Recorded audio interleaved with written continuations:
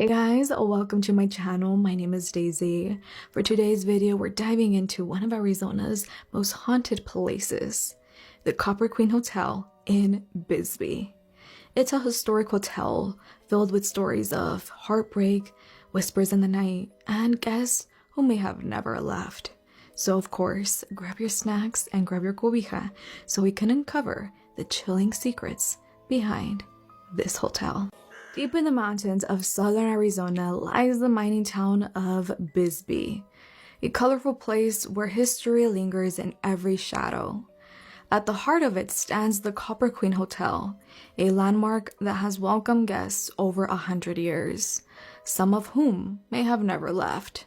Built in 1898 to house wealthy mine investors and travelers, the Copper Queen quickly became a symbol of luxury in a rugged frontier town. Over the years, it even attracted famous guests from Harry Houdini to John Wayne to Johnny Depp, all of whom spent nights inside these very walls.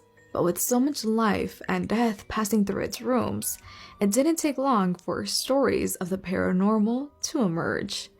Over time, the legends became so infamous that it even got the attention of paranormal investigators, including Ghost Adventures. And more recently, the hotel has been featured on Living for the Dead on Hulu, Season 1, Episode 2, just in case you want to check that for yourself. Among all who are said to linger here, one name stands out: Julia Lowell, the heartbroken woman of room 315. Julia was known as a lady of the night who often entertained men in 315. But there was one client who stole her heart. Julia fell deeply in love only to be rejected, a heartbreak that consumed her with despair.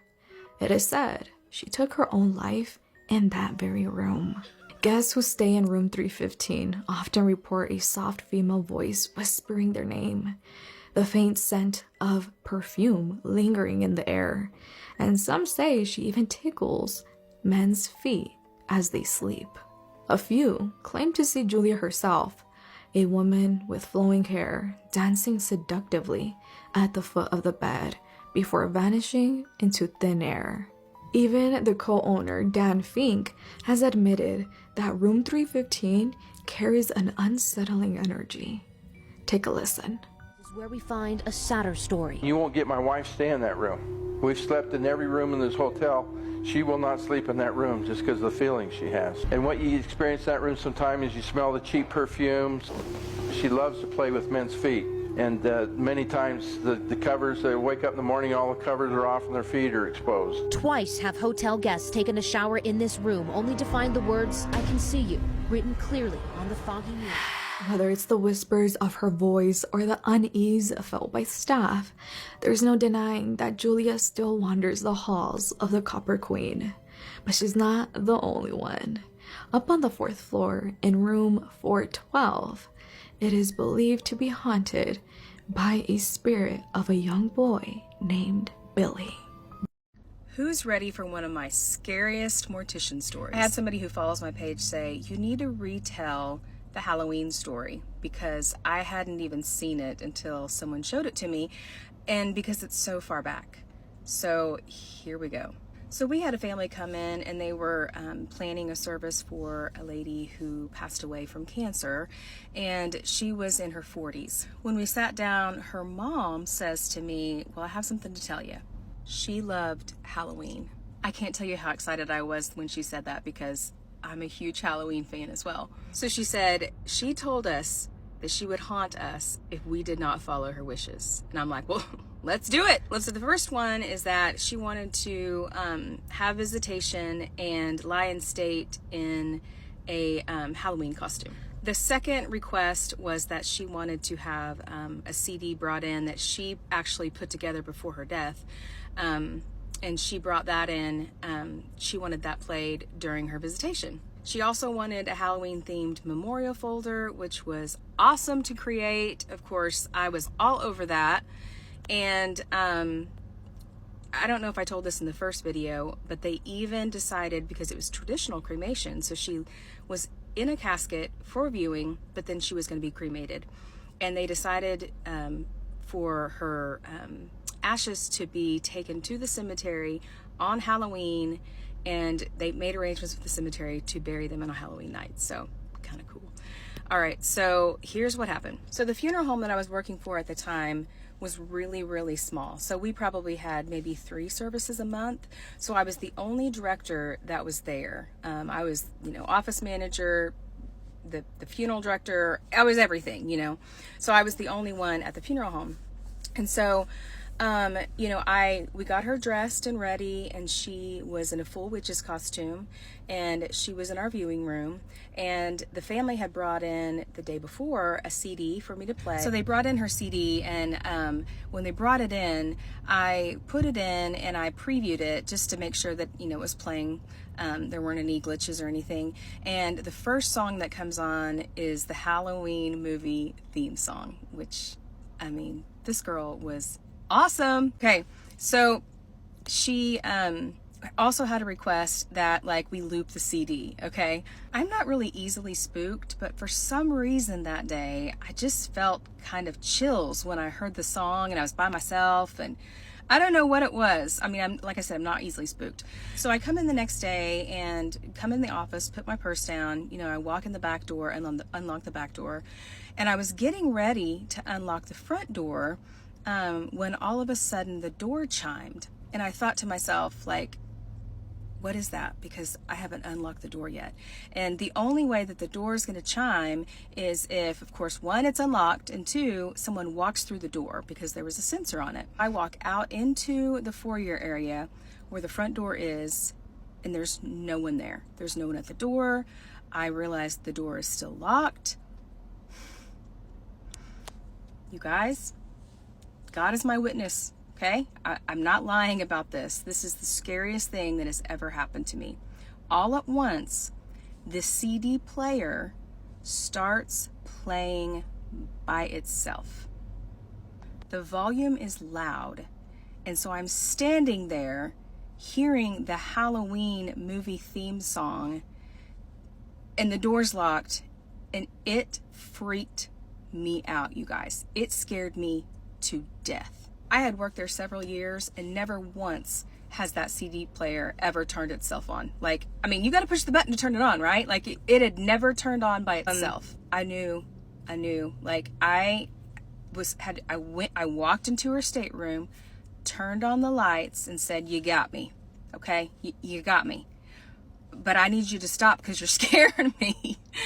And I feel as if she had the last laugh, okay? Because she did. I'm not easily spooked. And that day, that scared the shit out of me, okay? It did. And that is probably the scariest day I have ever had at the funeral home, ever.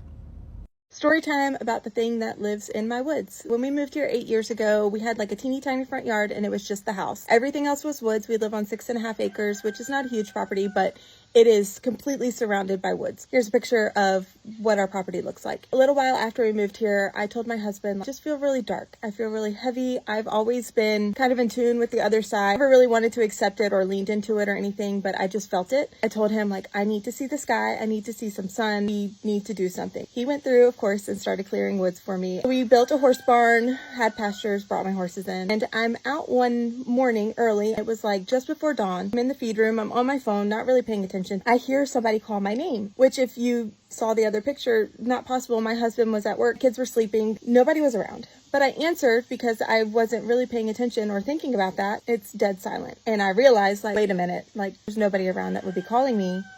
What was that? That was the first time that really made me realize that I can't deny, there's something present, right? Then I started just kind of paying attention. Noticed that when I would be walking back from the barn, which I had always felt really heavy, something was following me, watching me, whatever, when I was walking back from the barn, something was behind me. Started noticing that all of my animals, I have 2 black barn cats and then my dog, right where I would really feel this presence, they were cutting between me and this area. They would be walking on my right side, this spot is on the left side, and they would damn near run into me to cut over and be in between me and the space. And it's every time, like without fail, they will like run into my legs. This winter, I'm out feeding my pigs one night. It was starting to get dark. It was almost dusk, and I hear a goat crying in the woods. I knew all of my goats were up. I knew that there wasn't a goat in the woods, and it was like calling to me. I didn't pay it any mind. There is a big plantation. There's a big farm down the road that has people. It's like a state park now. We were there one day and I heard the same goat in the woods while we were walking to the beach. This is attached to the same woods that this property is. Another time, I was out watching my goats. They were in labor, and I heard my dog, who was in the house. My dog, I've had for 10 years, my best friend, I heard him in the woods. So much so I went in and asked my husband, like, is Boomer outside? He's literally laying on the couch. Then this winter again, I'm out feeding my cows one morning, and our UPS man had just dropped off a package, and he was driving out, and I waved to him, and he stopped, and he's like, have you ever seen anything out here? I said, no, but I feel things. He said, the other night I'm dropping stuff off. It was like 8:30, 9 o'clock at night. This is during Christmas, so they were doing like late runs. And he's like, I saw a woman, like an old-timey woman in like an apron and a bonnet, walking across your driveway. Like she was all white, I don't think she was real, but I just was wondering like if you have seen anything too. He's like, yeah, it feels a little eerie coming out here at night. I said, yeah, I agree. Not by the house, but in the woods. My dog did go missing for like 5 hours after he had his eyes removed. His name is Boomer. He doesn't have any eyes. I stupidly went out into the woods and I told it, I need my dog back. Like, you have to give me my dog back. And in 30 minutes, my dog was found. So do with that what you will. I don't know what's here. If you have any discourse or discussion in the comments, please be respectful of other cultures. I don't know what it is, but I know what it's not. We are in Virginia, so I'm sure it's not what you're thinking it is. Whatever it is, mimics animals to try and lure my animal-loving self out into the woods. I don't know what this thing is. I am only talking about it because it's daytime. We'll not talk about this at night. I haven't even told many people. I've told my husband. Whatever it is, if you have any ideas of how to get rid of it, please let me know. Since we brought in the animals, everything has been a whole lot lighter, so I think that it has been pushed back away from the house. We have eagles and hawks that live here on the property, and I think that they help too. We also have owls, and they all nest here and hopefully keep us safe, or maybe they're doing us harm. I don't know, but that's my story time of whatever it is that lives in our woods, and if you have any ideas, please let me know. Bye! Y'all, I have a really scary story that was DM'd to me. I think you're gonna love this one. The person who sent this to me wants to remain anonymous. They did tell me that this happened in a small town in Sweden, and it's the week of Halloween right now. It's super windy where I live. I'm also home alone, which makes this even creepier, but this is a good one. So me and my brother were going home. It was around 10 p.m. and it was pitch black. We had just jumped off the bus at our stop, and about 3 other people also went off at the same station. Me and my brother went in the same direction as one of the other people hopping off. Anyways, so this person going the same way was a guy that jumped on the same station as us and sat about 1 to 2 seats behind us on the bus. I saw his face and he looked very young, about 15 to 16 maybe. He walked a few meters before me and my brother, and he soon went further and further away. I did, however, notice he was constantly looking back at us, like a lot. He was pretty young, which was what we assumed after seeing him shortly. I thought he looked back because he was scared or just wondered who we were. I don't know. Anyway, so in order to get home, we have to walk about 1.5 kilometers. We went the same way as this guy and walked rather far behind him. He took a right turn into a dark alley, and we took the same right turn. As we turned, he started looking back at us again a few times. I noticed the way he was walking, it did not look normal. Not in like a limping or hurt kind of way, but just unsettling. I don't know why, but here is where I started to get a weird feeling about this guy.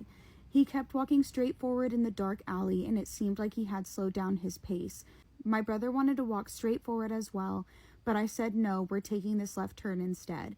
Here I thought, if we walk left, he won't have to feel like he's being followed. But I also got an unsettling feeling about him, like we should not follow him anymore. We took a left and he headed straight forward towards a school. Just to give some background information about this area, so the school he walked into was about 100 meters further from the path me and my brother just turned left. In the school area, there is a path for walking, and next to it is a big soccer field. Surrounding the field is a lot of trees, like a narrow forest-looking alley. Next to the field and the trees is a road for cars. You can see the field from the road through the trees. So me and my brother were now walking on the road beside the field. I couldn't shake that weird feeling, so I looked toward the school to see if I could spot the guy anywhere. I thought maybe he was walking along the sidewalk next to the field, but I couldn't see him at all. It didn't make sense. The path was long and open. If he had kept walking, we'd definitely see him. I thought maybe he just sprinted off or turned off somewhere, but still weird. I decided to take one last look toward the school in the field. That's when I saw it. Out of the corner of my eye, I caught a shadow, a dark shape between the trees. At first, I thought I was just imagining things, but when I looked closer, my heart dropped. There was someone there. What we saw next actually scared the shit out of me. Between the tree trunks, I could make out a dark figure, then I realized it was him, the same boy from before. He was completely still and motionless. He had an extremely weird posture. He was hunched forward with his arms hanging loosely in front of his body like a puppet with its strings cut. He was just standing there staring into the field. I told my brother to stop to get a closer look. He still didn't move, didn't flinch. He just stood there hunched, his head slightly tilted down, arms dangling, staring into the darkness ahead. When he noticed us, he slowly turned his head toward us, and he stared. His body didn't move an inch, only his head twisting towards us. The way he stood, it didn't even look human anymore. His posture was wrong, like a zombie. I told my brother that we had to leave now. Also, if you want to get out of this field, you have to walk a lot further before being able to exit through a whole passage through the trees. You can see this hole and everyone knows about it, but this guy was so far, just standing in the corner of the field in the dark, completely alone, hunched with hanging arms, staring with no way to exit, just surrounded by trees and bushes. As we walked away, I got a really unsettling feeling, and as far as I could see, he kept staring in our direction as he continued to stay completely still in his weird position.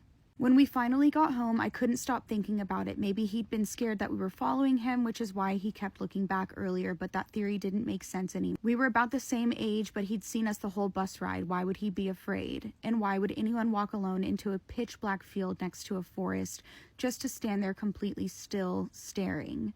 Especially if he was scared. I don't know if he wanted to hurt us, but something was extremely off with him. The way he walked, kept staring back at us, and the way he stood staring at us in place that did not even make sense for him or anyone walking through that school. Whether he was possessed, insane, or just completely gone in the head, I don't know. But that image of him hunched and motionless in the dark, eyes locked on us, I'll never forget it. He looked like a corpse that had just remembered how to stand. Okay, and that is the end of the story. And I don't know about y'all, but whenever I was reading it, it felt like I was reading a book. Like, I could perfectly imagine what this person had written to me. Like, I feel like I was there.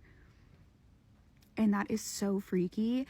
I know, like, over here in the United States, we have, like, Skiggly Wigglies. I'll put right here what I'm talking about, y'all. I don't know if they have that in other countries like Sweden. Like, I don't know what, like, the folklore or, like, the urban legends or, like, the monsters are over there. But that's, like, what it sounds like to me, is something like a Skiggly Wiggly. Either way, that is so terrifying, and I'm so glad that this person and their brother got home safe. And I'm probably never going to go to Sweden after reading this story, because that is freaky. Story screams quantum immortality. If you're not sure what that is, it's a theory that if you're about to be unalived and you don't think it's your time yet, you are able to quantum jump into another reality or timeline and continue living your life. So listen to this story. So this man was working at his local gas station, and he said he was the only one at the store at the time. He looks up out the window and he sees somebody pull up to one of the gas pumps. He said he's not the best at identifying cars, but it looked like a middle to upper class, fairly new, white four-door car. He says a woman gets out of the car and she starts walking towards the store door, and it looked like she was out of it, like in some kind of a daze. She approaches the door and she just kind of stares at nothing, zoning out for a few seconds before she opened the door and came inside. He says she walks in and she just stands there. She doesn't start shopping and she doesn't start looking at anything, just still completely zoned out. So after standing there for way too long, he finally says, "Welcome, let me know if there's anything I can help you with." So this makes her snap out of it, and she notices him, and then she proceeds to ask him the weirdest question he has ever been asked while working. He just deadpan stares at him and asks, "You can see me, right?" So he's like, yeah, because what else do you say? And she just breaks down bawling in the middle of the store. So he rushes around to go and help her. He has his cell phone out in case he needs to call the police for her. And he helps her sit down on a nearby pallet of soda, and he gets a bottle of water to try to calm her down and talk to her. She just looks up at him and says, "I thought I died." So he's trying to assess the situation. He's thinking, okay, she doesn't look like she's intoxicated or on anything. She looks like your standard suburban housewife. So then she says she's going to call her husband and ask him to come and pick her up. She pulls out her own cell phone and calls him. He said she didn't really tell her husband what happened either, just that she needed him to get an Uber to get to her so that he could drive her car home. So her husband says that he'll be there as soon as possible and hangs up, and then she starts to tell him what happened to her. She said she was out to dinner with friends, and as she was driving home by herself, going through the main intersection, a big truck ran a red light and smashed right into her. He says to remind everybody that her car is still sitting out there without a scratch on it. She says that she remembers the truck shoving her car into a pole. Her car flipped up, went airborne, and then everything went black. She's still crying right now, and he went and reminded her that her car is right out there and it is fine. And she can't calm down. She is insisting that she remembers the crash, blacking out. She even remembers waking up for a split second and being in an ambulance and then blacking back out again. And then get this, after she blacks out from being in the ambulance, she wakes up again and she is in her vehicle sitting at the intersection waiting for the light to change. And she's totally fine, no accident. So she is utterly freaked out, and she said that she drove to the nearest thing she could find, which just so happened to be that gas station. She just wanted to get out of the car and make sure that she was indeed alive. So eventually her husband does come and pick her up, and before they leave, he did ask the gas station attendant, what happened? He said that despite the fact that she told him the whole story, he just said, I don't know, because he really has no idea what is going on anymore at this point. She reluctantly got back into the car in the passenger seat, and her husband drove off with her. I just love the quantum immortality ones. Let me know your thoughts in the comments, and if you have your own creepy story time, don't forget to submit it in the email in my bio. A man is always standing outside of my front door. Spooky story time. A follower named Jessie sent me this story, and she says that when she moved into her house, she started noticing this strange man always standing outside her house. She says that she moved down here to Texas for a better job opportunity. She's single, so she decided to rent a house.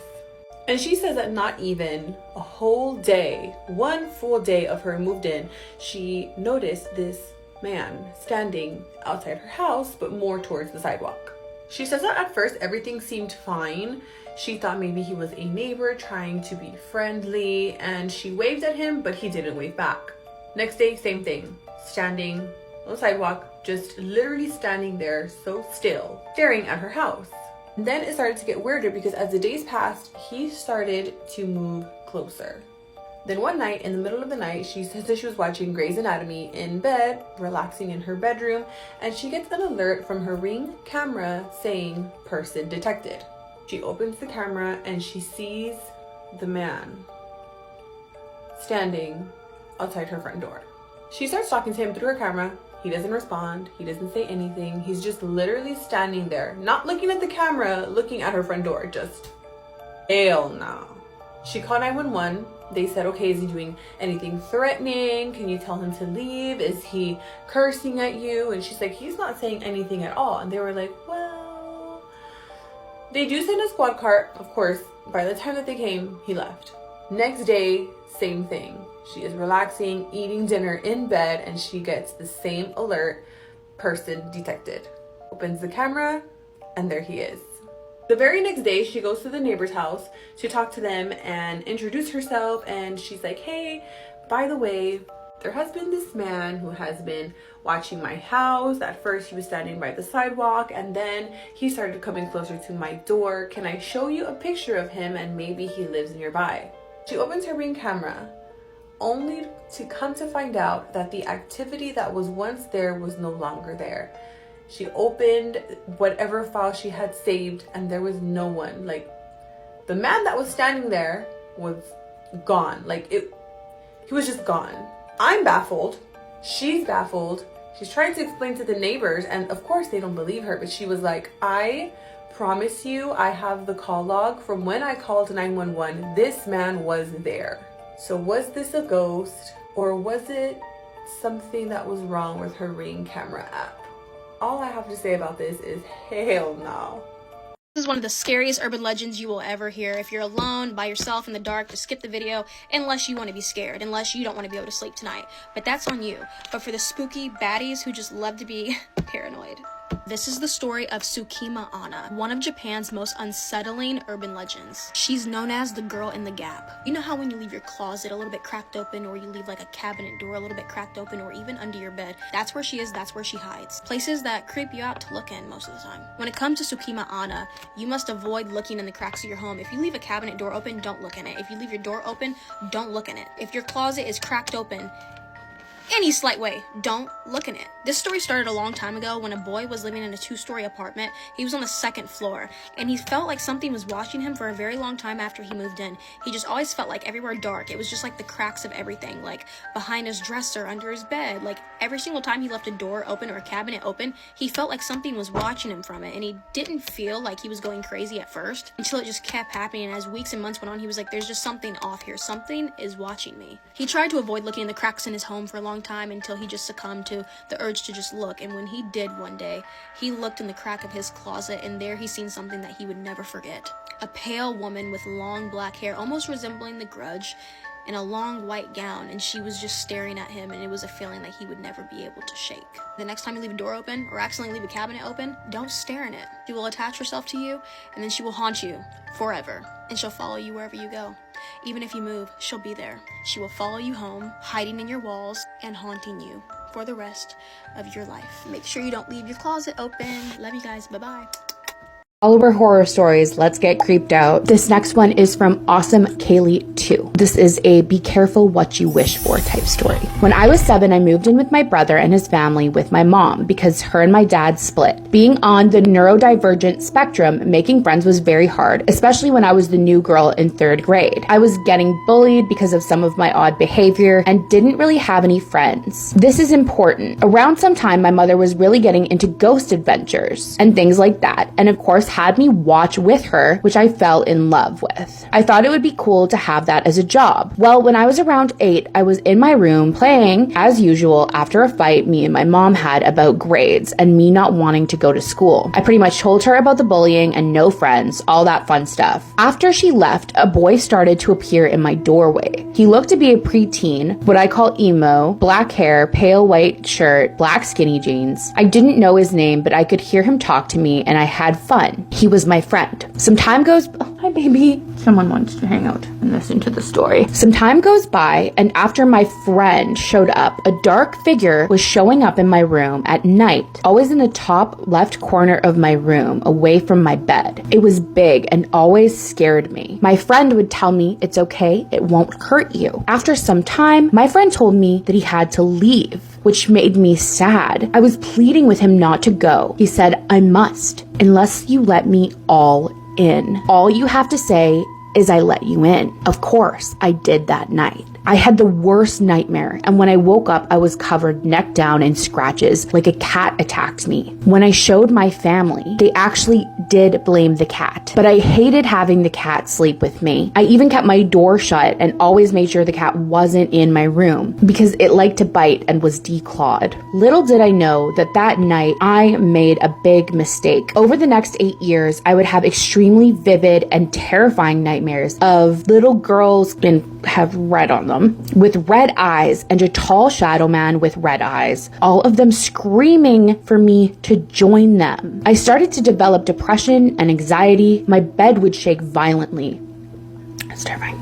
I would wake up with scratches. I tried to tell my mother, but she never believed me, and at this time was a hardcore Baptist. So I turned to God, begging for him to make it stop. It would keep my cross necklace over my headboard. I remember waking up a few times to see it either knocked off or upside down. When I lived in my brother's house, if I was alone and downstairs, I would hear noises upstairs, banging, whispering, laughing, and sometimes when I looked up the stairs, I would see red eyes that would be at knee level if I was standing next to it. My relationship with my mother was bad. We were starting to fight more and more. Then I hit 16 and I met a girl at school. We got close, so close. She showed me paganism and witchcraft. My first spell I attempted was to bind this demon to a Ouija board that I just got. It failed, and then I started reading, and over time the attacks got fewer and fewer, and over time I gained somewhat control with the creature. This demon, now my familiar. What? I named it Giggly because when it likes to show itself, it giggles and has a Chester smile with bright yellow cat eyes.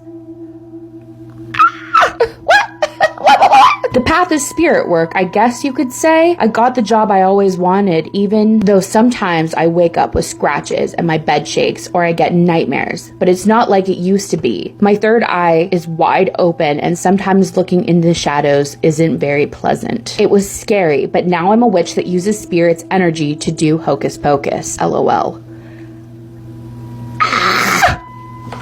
Giggly is now your friend? Giggly's now your familiar? I didn't see that coming at the end, did you? That's crazy. Wowzers. You guys want to hear a story about a girl who left the Mormon church when she was 14 years old and got a demonic attachment? So Tracy lives in Salt Lake City, Utah. Her entire family is Mormon. She's been going to church her entire life. Her family was the type of Mormon where if you left the church, you were a bad person and you were going to go to hell. So they were pretty religious. So Tracy turns 14 years old and a rumor starts about her in the church. There's a rumor going around that she was making out with boys. And to this, in the Mormon church, I can tell you from being Mormon myself when I was younger, that you making out with boys when you are 14 years old is not good. So she starts getting shamed a lot. People are whispering about her. They're making fun of her. They're constantly calling her the S words. They're constantly telling her that she's making out with boys when she wasn't doing this. Well, she gets really sick of this and she's feeling very othered at this point. She's just feeling like an outcast and she doesn't want to go to church anymore. One day she is at church. She's sitting in the young women's group when suddenly the bishop comes over to her and says, "I need to talk to you." And he pulls her into the office and he starts asking her very personal questions. He starts asking her questions about boys and men and if boys and men are touching her in very specific ways, and he's going into detail, and this is making Tracy feel incredibly uncomfortable. And Tracy had no idea that this conversation was going to affect her for her entire life in a way that she couldn't possibly imagine. After she has this conversation with this bishop, she is feeling very overwhelmed. She is feeling shameful. She is not feeling good about herself whatsoever, even though she hadn't done anything wrong. Later on that night, she goes to bed. She wakes up in the middle of the night about 3 hours after she had fallen asleep, and she realizes that the entire room is way too quiet. She starts to get chills, and then she hears this humming sound. She immediately starts to sweat. Her entire body is sweating, and she's like, "What is that sound? What is going on?" And she looks over to where her window was, because she had this big window in her room, and she sees this girl standing in the middle of a cul-de-sac, and she's just standing there, and suddenly she starts walking, and she's not looking at her, she's just walking. She has long dark hair, and she's wearing this white nightgown. Now Tracy can't see her face at first. She just sees this girl walking, and she knows for a fact that this person is not living. She knows that this is something not good. This thing walks in the middle of the cul-de-sac. It's walking down the road like it's walking literally nowhere, and suddenly, right when it gets to her window, it stops. It slowly turns its head and looks at her, and its eyes are completely black, and it's just staring at her. The girl then slowly starts to walk very awkwardly onto her grass, and then just stops at her grass and looks up and just stares at her from the window. She gets absolutely no sleep that night because this thing is outside of her window the entire night. And this goes on for years. So one day, she is 16 years old, and she has just gotten a boyfriend at this point. She goes to her boyfriend's house. She's driving back from her boyfriend's house, and as she's driving back, she's on this desolate road, and she looks in her rearview mirror and almost crashes because she sees the girl sitting in the back seat of her car through the rear view mirror, her eyes just black, her mouth open, and this long black hair. This scared the ever-loving out of her. It scared her. She almost crashed because of it. She gets home and she goes to sleep, and the same thing happens in the same way it did before. She falls asleep, she wakes up, she gets the chills, she hears the humming, she looks out the window, and the girl is walking down the cul-de-sac, stops at her window, looks at her, and then walks on her grass and just stares up at her and watches her sleep all night. Here's the crazy part. The next time she goes to her boyfriend's house, the same exact thing happens. She almost crashes because she sees this thing in her rear view mirror. She notices a pattern. Every single time she goes to her boyfriend's house is the only time that she sees this thing sitting in her back seat. It's only when she is leaving a male's house. Now, this would go on for years, up until she was like 19 years old. She was suffering at this point. So she's a little desensitized to it, but she's losing sleep. Grades are slipping. Everything is falling apart. Finally, she goes to her friend's house one day and she's telling the first person she has ever told this story about what is going on with her because she can't take it anymore. Her friend's mom says, you need to tell my mom. My mom is into like crystals and stuff, and that wasn't very common in that time, like especially in Salt Lake City. A lot of people there are religious. They do not do the crystal stuff. So he's like, you need to tell my mom. So she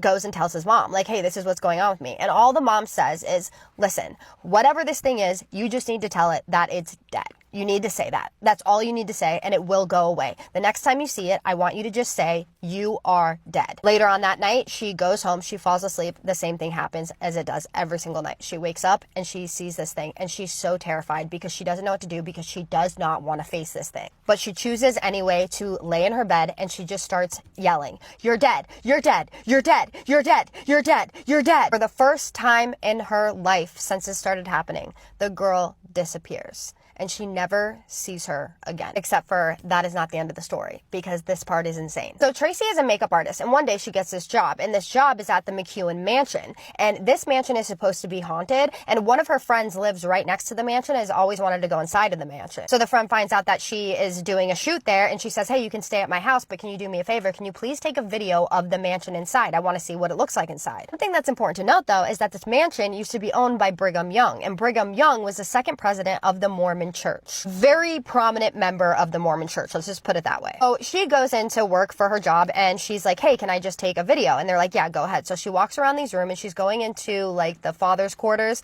and she gets this really weird feeling. And she's doing this as she's filming. And while she's filming, she literally says, this feels wrong. Something is in here. This does not feel good. Well, as she's doing this, I guess the president of the whole mansion walks in, and she wasn't sure if she was supposed to be recording. Her makeup artist friend just told her that she could. So she puts her phone away quickly. Later on that day, she goes home to her friend and she's like, look, I have the video for you. So they go to play the video and everything is fine until she gets to the father's quarters. And as soon as she says, I have a really weird feeling, the screen blacks out. You can still hear her heels tapping, and you can still hear her talking about how weird she feels, but the whole entire screen is just blacked out. So they think this is really weird, and they're kind of making jokes about it, whatever. Later on that night, she goes to bed, and she wakes up in the middle of the night, and she is sweating. She feels the same exact feeling as she had felt when she would see that girl when she was younger. She tries to fall back asleep. She's having these horrific nightmares. She wakes back up, she's sweating, and then she gets sick. She runs into the bathroom, and she's throwing up, and she finally calls her friend's name. Her friend comes into the bathroom and she's like, what's going on? And she's like, I don't feel good. We have to erase this video now. We have to delete this video off my phone. So with her friend standing there, she takes the phone and she deletes everything. They go to bed and she sleeps peacefully through the night. All the nightmares stopped. She didn't sweat anymore. Nothing was wrong with her. She was completely fine. And now today, she has a very strong feeling about the Mormon Church. She thinks that this was all related back to her shame. She thinks that her shame manifested this entire thing and that it literally haunts her to this day. Not anymore literally, but it haunts her in her head and will for the rest of her life. And I'm really sorry my light is going out. That's why it's so dark right now. But what do you guys think about this story? Like, do you think that it was her shame that brought this up? The shame that she didn't even deserve? I also want to say, you guys, I was baptized when I was 8 years old, and I left the church when I was 8 years old directly after I was baptized. And I have a lot of family that's Mormon, so I don't think anything negative about the Mormon Church. And people depict it in a very negative way when it really is a lot different than people portray it to be. Are there sectors of the Mormon Church that are terrible? Absolutely, 100%, but not most of it is not bad. I just wanted to say that out of respect. I respect every religion except for cults, but like, that's important to me for you guys to know that if whatever your religion is, that is totally up to you, and you live life the way that you want to live life, because whatever makes you happy is what you should do. This specific girl just happened to have a really bad experience, and she wants to know your thoughts. So drop them all in the comments, please. Your thoughts, opinions, suggestions, but as always, please be respectful. And with that being said, I'm now going to do my favorite part, which is the shout outs. Claire630. I know you guys can't see me anymore. I'm sorry.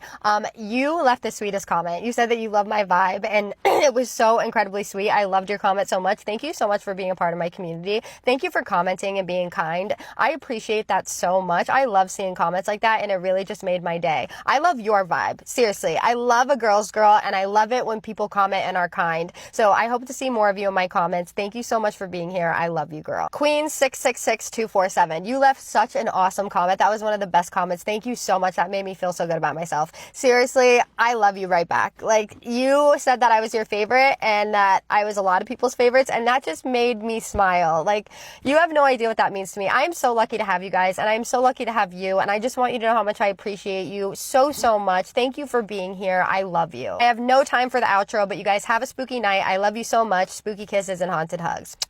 Do you guys want to hear a scary story? Part 2 to my babysitting story about when I got locked out on Halloween. So if you haven't seen that one, go to that one first. So after I got back into the house and I mentioned Luna told me what she had seen and described when she was locked in and she was scared. This is one of the times where she was coming around to realize that Pete, her imaginary friend, is not an imaginary friend. It's something so much bigger and scary.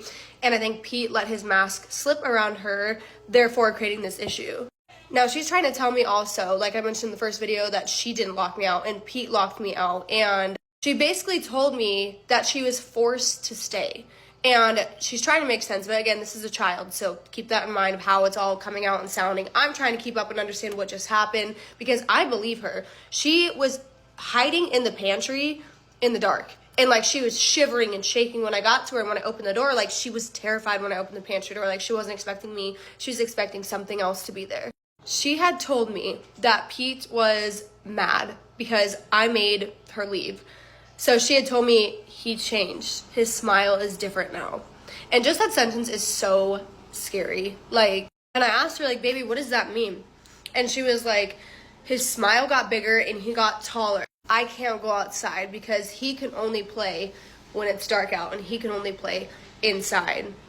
He didn't want me going out. He didn't want me going trick-or-treating.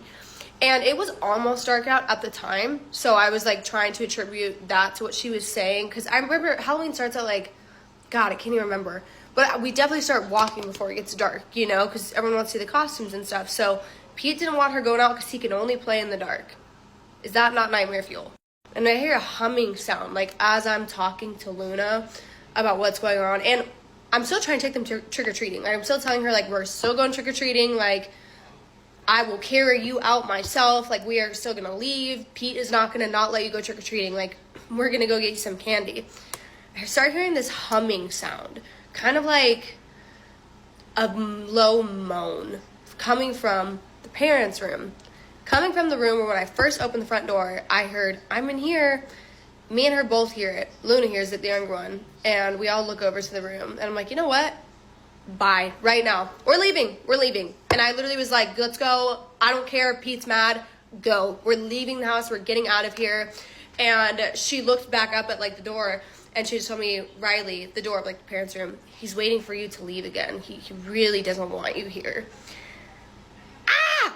Ah! Chills. And then we started hearing, like, tapping noises very faintly. At the same time, the humming is, like, you know, happening, starting like little taps, and it's all coming from the parents' dark room where that door is now open, and before it was like shut. No one was in the room, and again, there's no human in the house, there's no family, there's no parents. It is just us three in the house, and we're just hearing taps in a low hum coming from that room. And I think that's why it was extra scary. It wasn't that loud. It was just subtle, and it was really messing with my head. Anyways, we ended up trick-or-treating. That's all I got for now. Bye. I got a Ouija board story from a pastor, and it is absolutely insane. Wait till you guys hear this. So this person's name is Reb, and they moved to Orange, Texas, and they used to live in Logansport, Louisiana, and his father gets a phone call that the house in Logansport, Louisiana got broken into. So his dad has to go up there and see what's missing and kind of fix everything that was destroyed while the break-in had occurred. While his dad is cleaning everything up, he finds a Ouija board that belongs to his daughter. Now, this Ouija board was given to her by her stepmom. So his father, being very religious, was like, we have to get rid of this thing, but I know if we try to get rid of this thing and just throw it away, it's just gonna come back. So he takes a match, he tries to light the Ouija board with it, and the match just goes out. He then goes into the garage and he finds some charcoal fluid and he pours it all over the Ouija board. He then takes a lighter, he puts a lighter to it, and it will not set on fire. He almost uses the whole entire bottle of the lighter fluid and the matches, and this Ouija board will not burn. Here is where it gets wild. So his dad's a big believer in God, so he starts asking God for guidance on what he should do. So he goes into the garage, he finds some lawnmower gas, and he takes the lid off of it. Then lays the board crossways, he fills the bottom of the box with gas and a little bit on top on the board. He then takes the match and he lights it it on this end of the board, right? On like the edges of the board, and he starts to pray. The Ouija board then goes up in flames in the center of the board, not where he is lighting it. So him and his daughter seeing this are a little bit frazzled by this, so they take a step back, and as they do this, the flame engulfs about 15 to 20 feet up in the air. Then they hear this loud shrieking scream coming from the middle of the board, and it's just getting louder and louder. The screams continue, and then the fire goes into the ground with this big rumble. Then this black, big smoke figure appeared, and this thing was so black that it was literally blacker than like void. And this thing that is screaming at this point and is completely black starts to proceed towards his father. Every direction that his father is going, this thing is following. His dad then turns his back and walks away, and this thing follows and then lets out one vicious scream, and then it's just gone. And they look at the ground where the Ouija board was, and there's like an indent in the ground, and the board is just in ashes. After this, his dad and his sister come home, and they go to church the next day, and everything is fine. They're having a great time or whatever, and they think everything is good. So they thought. The next day they go to church, everything is fine. So they think. They come home, they try to open their doors. They can't open their doors. The locks are not working on any 4 of their doors in their house. So his dad's like, you know what? We have to get in the house. So I'm going to have to push in the door and break it. We'll fix it later. So he's pushing in on the door, kind of like trying to break the glass from inside of the door, when suddenly the glass just shatters his way and it goes all over him. Almost like something had thrown something out of the glass. They're a little rattled by this, but they're like, okay, whatever. We have to get inside of the house. So they go inside of the house, and when they get into the house, his dad feels something running down his leg. So he takes off his slacks that he wore to church, and there is blood running down his leg. He has this huge gash on his leg that he did not even feel. So they think it's odd, but they bandage him up. They think everything's going to be okay, but little did they know that this would be a lifetime of the beginning of hell for them. So they live in a duplex that his grandfather had allowed them to rent from him. They rented both sides and made it one big home. So it was after the Ouija board incident that they noticed that weird things started happening around the house. So one night it was really late, and Rev and his father are watching TV when suddenly they hear this sound, and it sounds like this clicking sound, and it sounds like it's coming from the wall. So this clicking sound is getting louder and louder, and they're trying to figure out where it's coming from, when suddenly the front door just opens by itself. But the weird thing was when the door opened, the deadbolt was still sticking out, but it was not bent. So essentially the door opened with it still being locked and the deadbolt still sticking out. So how that is even possible, they don't even know. So his dad gets up to go shut the door again because he's like, what the hell? And as soon as he walks towards the door, he gets this gush of cold wind that goes through him. But the only thing was that there was another door in front of that padlock door, and so the wind should not have been coming in. So he stumbles back a little bit, and then he looks at Rev and he's like, what is going on? And then he just walks over to the door and he just shuts it again, and then he goes down and he sits back down on the couch, a little in shock. But it just gets worse and worse as it goes on. So his dad, being really confused by this gush of wind, decides that he's going to put a piece of paper in front of his sister's door because he wants to see if there's any draft. So he puts the paper in front of his sister's door, and they're just sitting there watching TV when suddenly his father is like, that paper is moving. So Rev looks over, the paper's not moving, and he thinks his dad is messing with him, and he's like, okay. So he turns back and watches TV, and his dad goes, no, look again, it's moving. So he looks again, he doesn't see it, and his dad's like, no, look out of the corner of your eye and you will see it moving. So Rev looks at it from the corner of his eye, and he's right, it is moving. So his dad's like, let's stare at it and see if it moves if we just stare at it. So they start staring at it for a second, and this paper just starts moving violently, almost like it's spinning like a top. So his dad gets up to go see what the hell is going on, and as soon as he walks over to his sister's room, his sister's door flies open, except for the deadbolt was on, and so when it flew open, the deadbolt was still on, but it wasn't bent, it was straight, just like the front door. So they're pretty freaked out about this, but they end up going to bed. And later on that night, Rev is sleeping, and his brother comes into his room and goes, what are you doing? Well, can you please leave me alone? And Rev is like, what are you talking about? And he's like, first of all, how did you get from Tim's room to this room so quickly? And he's like, I have no idea what you're talking about. And he said, you were just jumping on my bed and then you ran out of my room. And Rev was like, I was not jumping on your bed. I have been asleep. So his brother goes back to sleep, and a couple minutes later, he comes out of his room and he comes into Tim's room. Tim is their cousin, and he's screaming at Tim and Rev. And he's like, stop jumping on my bed. And they're like, no one is jumping on your bed. You're having a bad dream. Go back to sleep. So Rev goes back to his room. He locks his door, and then he's laying down and he's listening to music on his headboard. Well, he's listening to music when suddenly he hears this rattling of his door, and it's rattling, and it starts to rattle violently. And he's like, stop. Whoever's doing that, stop.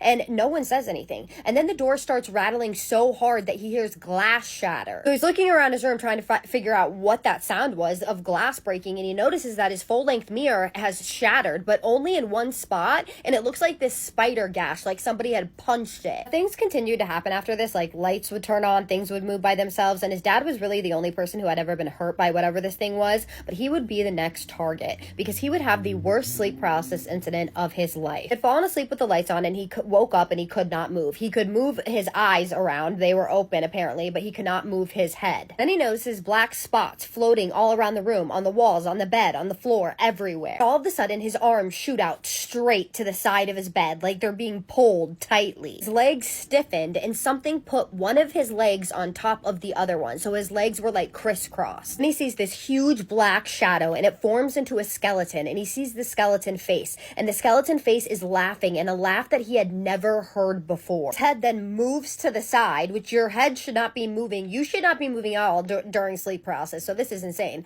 And as soon as his head moves to the side, he feels this agonizing pain in both of his hands and his feet. He feels this pain in his side that is so bad that he literally starts to cry, and he blacks out from the pain. He finally wakes up. He gasps for air like he was just coming out of water, and his hands and his feet and his sides still hurt so bad, and this lasted for days before it subsided. And this is the wild part, like it wasn't already wild. He tells his dad about this, and his dad goes, "You were crucified." Now, they ended up selling that house eventually after 8 or 9 years of going through absolute hell, and the people who bought the house after them burned it to the ground and refused to sell the land. So he says to this day he still has dreams about angels and demons fighting in that house. And this story was so long I couldn't even compact it in this, so I will eventually be putting it on my, so watch out for it in a couple days. But since he did stay in this house for like 8 or 9 years, I would like to know what his experiences were during that time. Would you guys? Because if you do, drop them in the comments. I don't really have time to talk about the story because we're literally getting to 8 minutes and 30 seconds.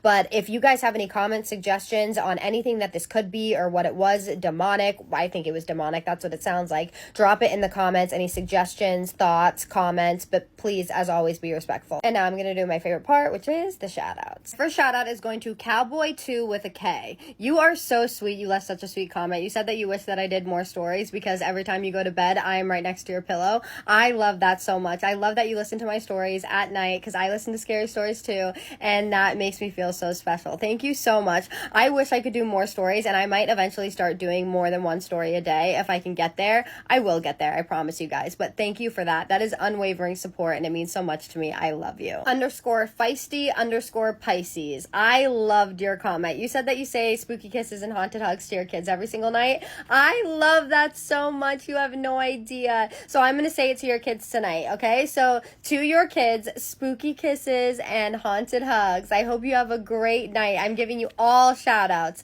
Thank you so much. I love it when families watch me, and even though they're probably too little to watch me, the fact that you guys say that together melts my heart. Thank you so much for being a part of my community. Thank you for your unwavering support. Thank you for just being kind. It means so much to me, and thank you for making me a part of your little routine as a family. I love you all. I don't have time, but spooky kisses and haunted hugs. Love you guys.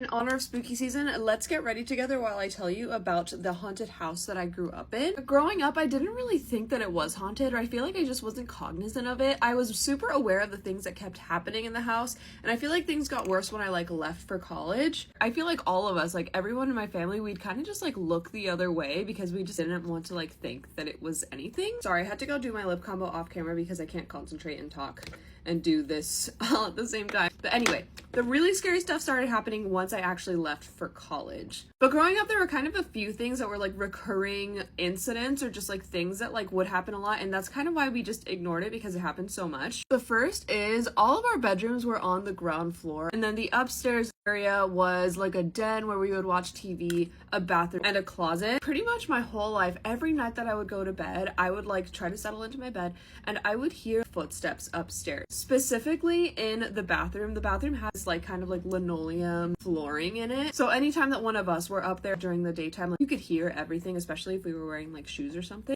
And that was the bathroom that my dad always used to get ready for work in the morning. He would get up really early. So I just kind of got used to hearing some noises up there at strange hours of the night because I knew that my dad at some point would be up getting ready for work. But every night I would actually hear drawers open and close, specifically the middle one because they all made different noises when they opened. I would always specifically hear that middle one open first, and then I'd hear the other ones open, but then I'd hear the middle one open again. And then I'd hear footsteps as if someone was genuinely wearing work work boots or something, and that's kind of why I thought that it was my dad. But looking back on it now, like that stuff would happen at like 1 or 2 in the morning. My dad wouldn't get up for like a few hours usually. So that's the first thing, and again, kind of inconsequential, never really thought anything of it until years later. This was probably like a year ago. I shared this story, and like my brother said that he heard the exact same thing, and my mom heard the exact same thing. My dad never said that he heard any of this, but he did experience something later. The thing that my mom experienced that the rest of us didn't experience, she could distinctly hear like a baby walking around in diapers in her bedroom at night. You could distinctly hear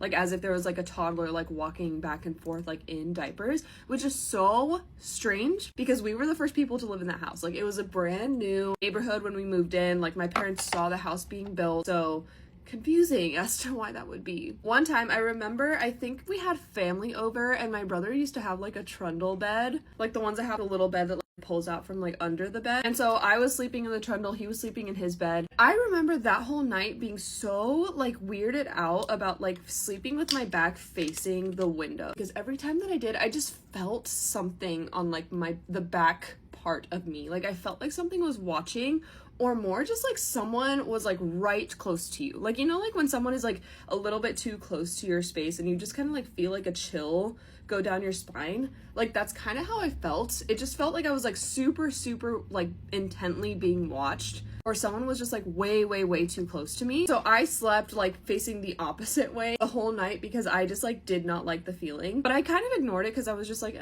probably like not really that big of a deal. I don't know what that was, but I'm just gonna ignore it. Until the next morning, my brother asked me if I experienced that. He said like, I had a really hard time falling asleep last night because this and this. And he described exactly what I was feeling and why I was having trouble falling asleep. So I thought that that was really strange. I did not like that at all. But again, we like just didn't question it. Like we didn't think that it was anything bad. Like we didn't like automatically assign it to ghosts or anything like that. I remember on Halloween night one time, we had gotten home from trick-or-treating. We all got ready for bed because we had school the next morning. I remember hearing like weird noises in our backyard, but I couldn't really figure out what they were. To me, it sounded kind of like, I don't know, just something was snapping over and over and over again. I don't know how else to describe that other than like just kind of a weird, bizarre snapping noise. I just tried to ignore it because it like freaked me out. I like forced myself to fall asleep. But pretty soon I heard my mom get up and then I heard my dad get up. Kind of like got up and I like peeked out and they said like, go to your room, go back to bed. I was like, yes ma'am, yes sir, I will. And it's not until the next morning that my parents tell me they started hearing like weird noises. At the time, I don't think they went into like super detail about like what exactly they heard, but recently my mom told me the story. She said that she was getting ready for bed. She was out in the kitchen kind of like finishing up some like last few things, and she said that she started hearing like banging at all different like areas of the house, different like walls basically. So it would start at one wall and then it would do the opposite wall and then it would do another wall and then it would do another wall, like on all 4 walls of the house in random order, like really loudly, and it freaked her out. So she went to go get my dad, who was already asleep, and they even called the police because they were like, gosh, like is someone in our backyard? Like that's crazy. Lo and behold, the police came and they did not find anything. They did not find footprints. They did not find anything that was left behind. And our neighborhood might as well have been like a 55+ retirement community because there were no other kids. Like there was probably one other family with kids in our neighborhood and they were all like about our age, so like they would not be up like causing a ruckus basically. And when they asked the other neighbors if they experienced anything like that evening, they said that they didn't. So my parents didn't really know what to make of that, so they just kind of like moved on. And I feel like that was kind of the extent of my experiences in that house. But once I left for college, I feel like things got like really bad and scary. My brother has a couple of stories, but he was telling me how one night specifically he started to hear as if like someone was like rattling our garage like entrance door. He started hearing like rattling, like violent rattling at the locked door, as if someone was trying to get in. So he thought that there was an intruder. My dad was working nights at the time, so like it was just my brother and my mom in the house at that point. So he starts hearing this. He thinks that someone's trying to like break into the house. He's like in like crisis mode because my mom is showering. He runs into like the living room and he sees that my dog is like freaking out. As I'm editing this, I realized that I forgot to include that my brother, when he was like walking around the house, he started to hear banging all throughout the house the way that my parents did on Halloween years and years ago. So I thought that that was an interesting detail that I forgot to mention. I feel like that's like the whole, well, maybe kind of the climax of that story. But yeah, he said that like it just kind of like at some point just shut off and stopped and everything was like normal. I think that was like the extent of that. But then I guess like when my brother went to bed that night, and he said that this happened like for a few nights before that, he would like kind of just every so often feel like a shove on his bed, something that would kind of like disturb him in bed when he was like like either like fully awake, like he would feel like someone like knock into his bed. And I think that night he said that he felt something like that.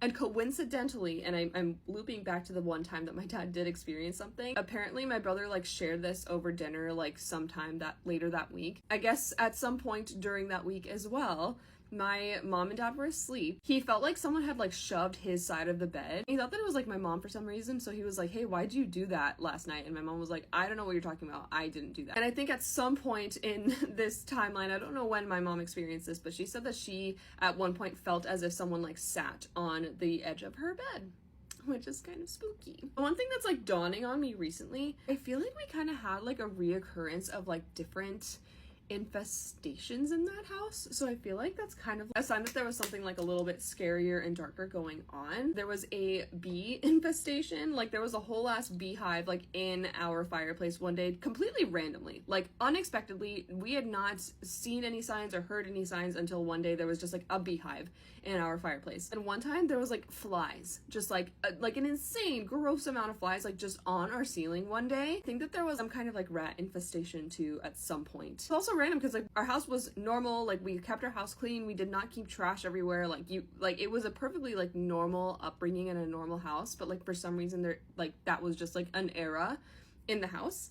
And then the other thing that after mentioning these things to my mom, she said, oh, there was also a wasp infestation in that house. So I don't really know what to make of all of that. Happy to say my family does not. My light just went out, kind of spooky. My family does not live in that house anymore. But yeah, let me know what you think about any of these things. Like that's kind of spooky, right? Anyway, I hope you have a good day and I will see you later. So I can't get the car to start. I don't know what's happening. One of my tires is low or flat. I don't know. But we're just gonna stay in this car and keep it locked until he gets here. Because I don't know what's going on. I don't know what that was. And I don't know how my keys got out of the car. I don't know if someone's up here messing with me.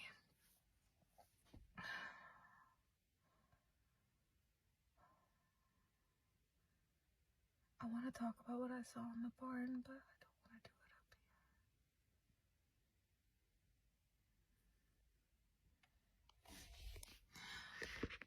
I don't know. Should have never came up here.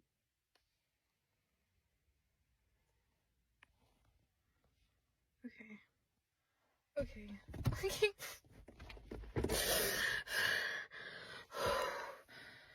Oh, okay. They stopped. Do I call the police? If a person ever happens to jump into the car and tell you that somebody's chasing them for their soul, you should believe them. Robert is an Uber driver that was working late one night. It was probably a little bit past midnight when he received a ride request of somebody waiting for him just at the edge of town. When he got to the location of the pickup, he saw a guy get into the back seat. The minute the guy got into the back seat, Robert could tell that there was something wrong with the guy. The guy was acting very erratic. He kept checking all of the back windows and like looking in the back, like rear, like almost as if someone was chasing him. At first, Robert tried to ignore it because he had been doing Uber for a while and was used to all different types of people like getting into his car, so he just assumed that eventually it would just quiet down. But as time went on, he noticed that the guy became more and more erratic, and at this point he was breathing really heavy, almost as if he was getting ready to have a panic attack. Finally, Robert decided to kind of turn around and ask the guy like, hey man, are you good? The guy shook his head and said, no, she's looking for me and she won't stop until she takes my soul. Robert's of course a bit startled by this, but then 100% is convinced that the guy must be on something. He then tells the guy, you know, it's alright man, no one's gonna get you, you're perfectly safe, and they continue to drive. Once they get to a red light, Robert stops. He notices that the guy gets even more frantic and starts to yell, pretty much telling Robert that he needs to go, but Robert is like, it's a red light, like I can't go. He then tells Robert, look, like she's right over there. Robert happens to look up and sees her. It is a woman dressed in all black. Her face is all white out, and he can make out that her hands are literally like the color of this paper. He knows that what he's staring at is death, and he is terrified. Before he even has a chance to react, the guy completely loses it. He jumps out of the back seat and runs straight into oncoming traffic. He was hit head on, and the guy did not make it. So she essentially ended up getting what she wanted, which was his soul. After all that took place, Robert was of course completely shaken. The cops were called. It was like a whole thing, but he was never able to figure out why she was after him or what was really after him, but all he knows is that is literally a ride that he will never forget.